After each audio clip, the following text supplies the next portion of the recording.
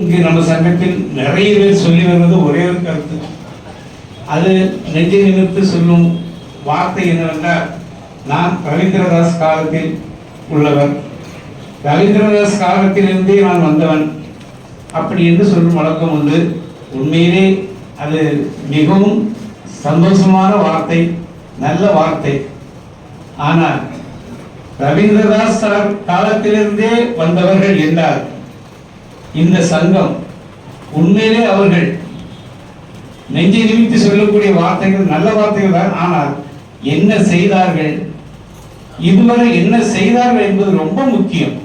ஆனால் ரவீந்திரதாஸ் சார் காலத்துக்கு பிறகு வந்த சுபாஷ் சார் அவர்கள், நான் ரவீந்திரதாஸ் சார் ஆரம்பித்த காலத்திலிருந்தே வந்தவன் என்று ஒரு நாள் கூட சொன்னது கிடையாது.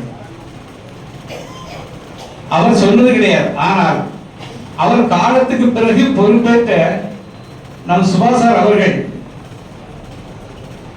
எத்தனை இடர்பாடுகள், எனக்கு மாநில துணைத் தலைவர் சொல்லும் போது ஒரு பயம் உண்டு.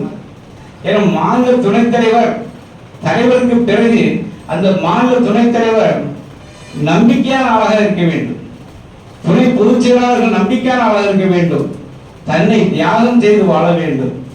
கழக ராஜேந்திர சார் அவர்கள் சொன்னது போல் குடும்பத்தை மட்டுமே பார்த்தாலும் காணாது, சங்கத்தை மட்டுமே பார்த்தாலும் காணாது, ரெண்டையும் பார்க்க வேண்டும், இரண்டு கண்களாக இருக்க வேண்டும். சமூக சேவை ஒரு கண்ணும் குடும்பம் ஒரு கண்ணுமாக இருக்க வேண்டும். ஆனால் இரண்டு கண்ணுமே குடும்பமாக இருக்கக்கூடாது, இரண்டு கண்ணுமே தன்னலமாக இருக்கக்கூடாது. நிச்சயமாக பொது வாழ்க்கைக்கு வந்துவிட்டார், நிச்சயமாக ஒரு கண் சமூக சேவைக்கு கொடுத்தாக வேண்டும்.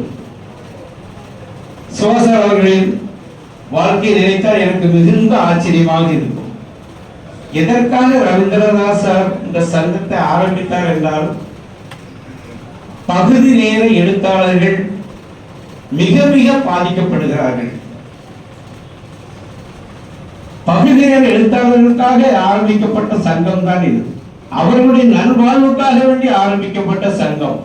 அதற்கு உறுதுணையாக இருக்க வேண்டியது மாவட்ட பத்திரிகையாளர்கள் எப்படி இருக்க வேண்டும், டிஸ்ட்ரிக்ட் ரிப்போர்ட்டர்ஸ் எவ்வளவு பயனாக இருக்க வேண்டும் என்றால், அவர்கள் மிகுந்த சேவை மனப்பான்மையோடு அந்த பகுதி நேர உழைப்பாளர்களுக்கு, பகுதி நேர எழுத்தாளர்களுக்கு என்னென்ன சலுகைகள் கிடைக்க வேண்டும் என்பதில் மிகுந்த ஆவலாக இருக்க வேண்டும்.